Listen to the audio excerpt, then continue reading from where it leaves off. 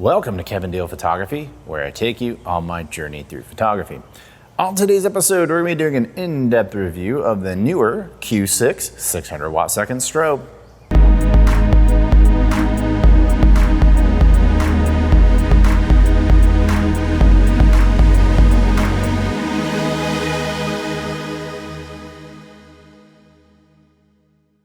I'm pleased to announce the release of my Capture One and Lightroom presets, Metamorphic Portraits, The Sound of Silver, and Rangefinder. These are all available for purchase at my website. Go to kevindealphotography.com or check out a link in the description below. And now, on to today's episode. Welcome to today's episode. If you're not familiar with Kevin Deal Photography, we do gear reviews, tips, techniques, and tutorials, and sometimes we dive into film. If any of that sounds appealing to you, click the subscribe button below. For all of you who are back to Kevin Deal Photography, welcome back. And for all of you where it's your first time here, welcome to Kevin Deal Photography. At the beginning of every episode, I ask for donations to BIG, which is an organization that helps intellectually disabled adults adapt to jobs in the real world. I also want to thank all of you who donate to my Super Thanks link. With that money, I buy more gear, which I then review on this channel, and hopefully help you all with your buying decisions. But to the subject of today's episode, the Neewer Q6. So this is a 600 watt second strobe, and it comes in at a pretty attractive price point when you compare it to something like a Godox. And you can also tell right off the bat that this has a different form factor than most monoblock lights. So that's definitely something that I'm going to be checking out and seeing if I like it. I can already tell you I like having this handle on top. And another thing that I already noticed right off the bat is that you have the ability to have either Pro Photo or Godox steps of power. So you can do one 512th all the way up to 1/1, or you can do 1/10. So that's pretty cool. As I always do on this channel, we'll be putting it through its paces. I'm here in my studio. It's a 600 watt second strobe, so we definitely want to take it out into the field and test it out with high speed sync and other cool features that it has on a bright sunny day like it is today. So let's get started, as we do on this channel, with real world reviews, real world projects. But before we get started, let's talk about the specs.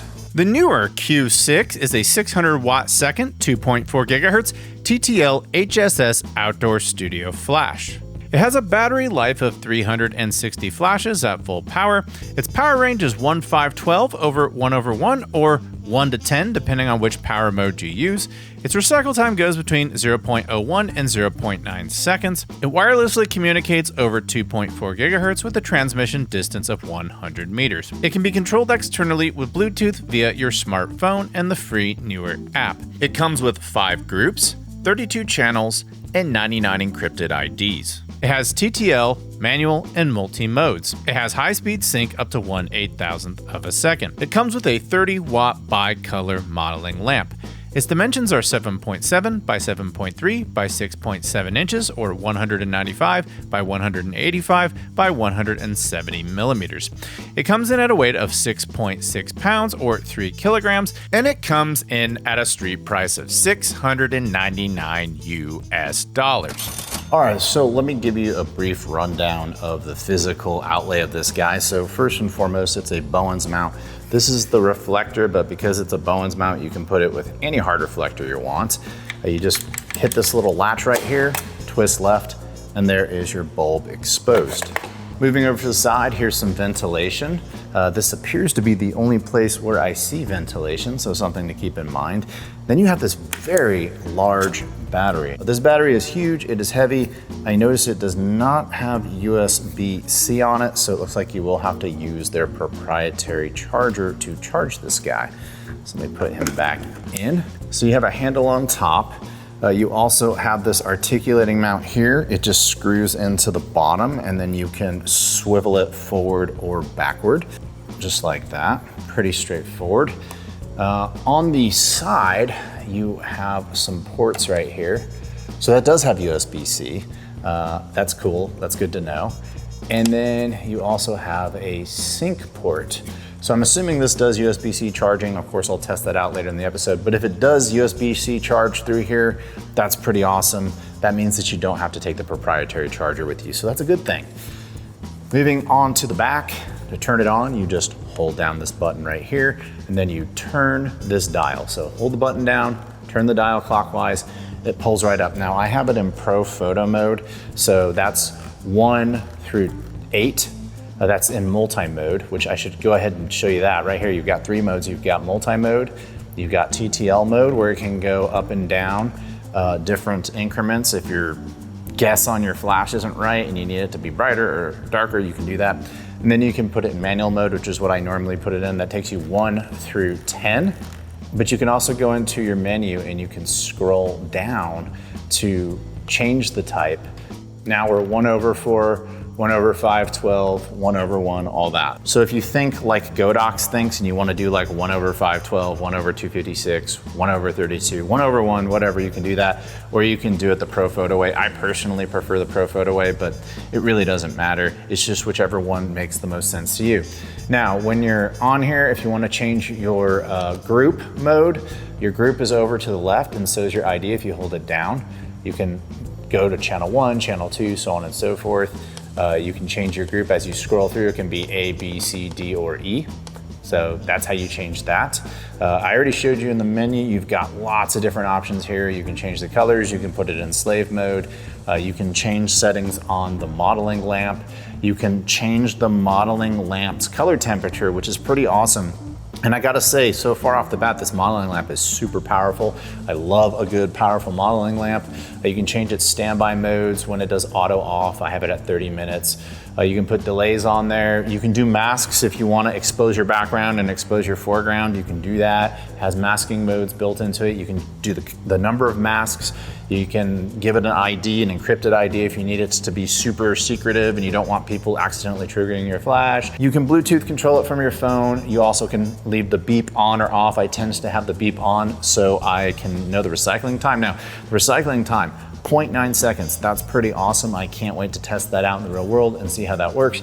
There's a burst mode. You can put it in factory reset. That will take you through the menu. If you put it in slave mode, you can toggle between slave 1 and slave 2 here. If you want to shoot in HSS mode, you can do that right here. This is your modeling lamp setting right here, and this is your test flash. So that's really the rundown of how to use this guy. When you're done, just hold this down. It'll turn it off. You're good to go.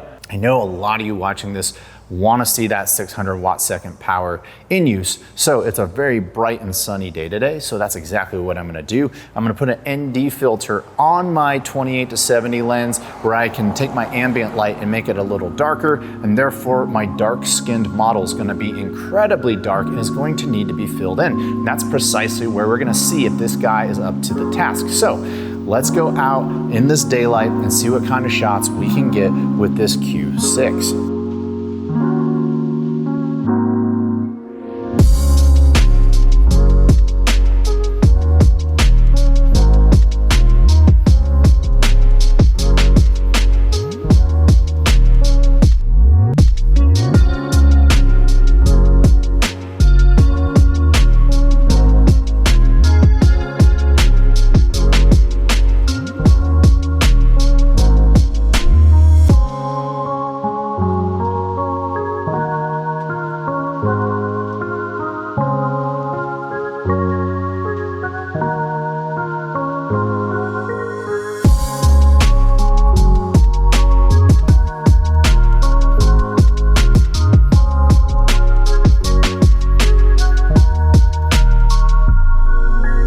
So part of the challenge when backlighting your subjects with off-camera flash is getting the balance right. As you can see in my initial images, I was a little strong, so I worked a little bit to dial it back, and eventually I feel like I got it right.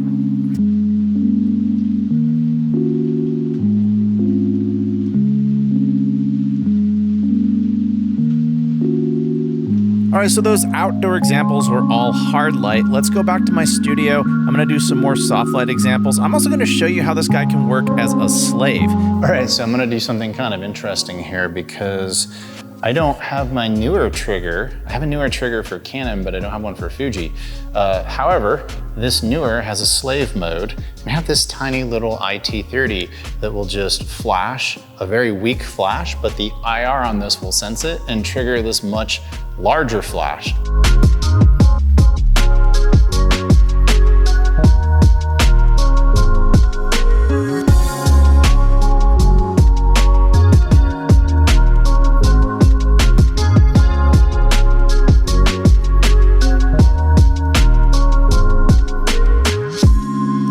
feel like I have enough projects and scenarios under my belt to go back to my studio and tell you how I feel about this Neewer Q6 strobe. All right, so I have some time under my belt with the Neewer Q6 strobe. I've done several projects with it. I feel like I can now tell you how I feel about this strobe. I do want to thank Neewer for letting me have a Q6 to test for this episode, but like all of my reviews, this is going to be completely independent. My thoughts are going to be my own. Neewer had no input on what I'm about to say, both positive and negative. We're going to first start with the areas where I feel like this strobe could have gotten things a little better. Something I can't quite call a con, but definitely not a pro, is its weight. Like most lights in this power and price range, it's on the heavier side. I had hoped it would be a bit lighter, but realistically, putting myself in the engineer's shoes, how do you build a portable light with high output and long battery life without a robust lithium-ion battery? Batteries are heavy. That's why camera specs often list the weight with and without the battery. It's also why electric vehicles face higher road taxes, because they're heavier and cause more wear to the roads. And it's their batteries which contribute to the higher weight. Until manufacturers discover the magic formula for making lithium-ion batteries lighter, Neewer is in the same boat as every other brand. Powerful lights come with weight. It's just a fact of life. The recycle time is drastically reduced when the light gets hot. When you saw me shooting out on the cliffs of Lake Travis here in Austin, it was 100+ degrees at golden hour. Now, that's absolutely a harsh condition, and that extreme condition did negatively impact the performance of the recycle time of the light. I didn't use a stopwatch, but it felt like when I was pushing the light at full power, the recycle time was roughly double the advertised spec. To be clear, in my air-conditioned studio, it performed right at spec, but I was using the beep notification to let me know when the light was ready for the next shot, and it was basically pushing 4 seconds between beeps in those conditions. As a Lumix shooter, I don't like the fact that they don't make a compatible trigger for this system. I shoot on the S1R2 and I would have loved to try this Q6 out with that camera. Unfortunately, Neewer has not expanded into the Lumix market yet, and I don't know why they haven't. They literally just need to make a Q Pro trigger for Panasonic, and all those users can enjoy the lights from the Q series just like Canon, Sony, Fuji, and Nikon users can. There's no USB-C plug for charging, which means you have to lug the power adapter with you or buy extra batteries, which I think are well over $100. At the beginning of the episode, as I explored around the light, I got excited to see a USB-C port on the side. To my disappointment, it appears to only be for firmware updates. What I love about some of the other newer units, like the Z2 Speedlight, is that you can plug the battery into your laptop or car and charge it using your USB-C port. That's not the case with the Q6, and to a degree, I get it. This is a high output unit. The battery needs some serious charging. Still, I think it was a missed opportunity. Okay, I think those were fair cons that we talked about. Now, let's shift over to the pros, of which there are many. I like that I can switch between what I call the Godox layout and the Pro Photo layout. Godox displays power from 1/512 to 1/1, while ProPhoto uses a scale where 1 is the weakest and 10 is the strongest. I personally prefer the ProPhoto method because it clearly shows 10 stops of light. Having the freedom to choose either layout instead of being locked into one is definitely a pro. Next, the Q6 is incredibly powerful enough to overpower the sun. During my outdoor swimsuit shoot, I was actually overexposing my shots initially and had to dial the light back to achieve the balance that I wanted. I also appreciate how flat this light packs down. Traditional monoblock lights are bulky and awkward to transport, but the Q6's modular design allows its components to be separated for easier storage. Even if you don't break it down, the included zippered hard case can store the unit whole, minus the swivel adapter, while keeping it well protected. The control layout is intuitive. Functions with dedicated buttons are logically placed, while less frequently used features are easy to find in the menus. Neewer struck a great balance here. The screen is large, bright, and easy to read, with clear icons. Everything you'd want from a user interface. The modeling lamp is another highlight of this strobe. The Q6's modeling lamp is bright, bicolor, and genuinely useful for previewing how the light will behave. I own 600 watt second lights from other brands, and their modeling lamps are like 3 times darker, so I welcome a good bright modeling lamp. While I mentioned in the cons section that the recycle time slows in extreme heat, both the light and battery performed exceptionally well in temperatures over 100 degrees Fahrenheit. Even after a full session, the battery still had plenty of charge left, making it more than capable of powering through a professional shoot on a scorching hot day. The Q6 uses the Bowens mount, an industry standard that gives you access to a huge variety of modifiers, letting you shape your light from hard to soft and everything in between. Neewer themselves make several of these modifiers. I'll leave a link where you can explore their Bowens mount options. The light quality is excellent, with consistent output from shot to shot. If I had to sum up the Q6 in one word, it would be reliable. I was pleased with the results it gave me, and it hangs with both my Godox and even Pro Photo Strobes in terms of light quality. Finally, I think the Q6 offers outstanding value. You get a powerful strobe capable of handling bright, sunny conditions, a long-lasting battery, easy-to-use controls, accurate color, and a high-quality hard case, all at a fair price. If you're in the market for a new system and wants to save money without compromising on results, the Q6 deserves serious consideration. That does it for today's episode. I want to thank each and every one of you for watching today. What did you think about my presentation of the Q6? Do you think my pros and cons were fair? Tell me about it in the comments below. Do you own a Q6? Are you liking it? Tell me about that in the comments below. If you want to pick a Q6 up, I will leave a link in the description of this video. And if you're a fan of this channel, I humbly ask you to click the subscribe button below. And until next time, I'll talk to you soon. Bye.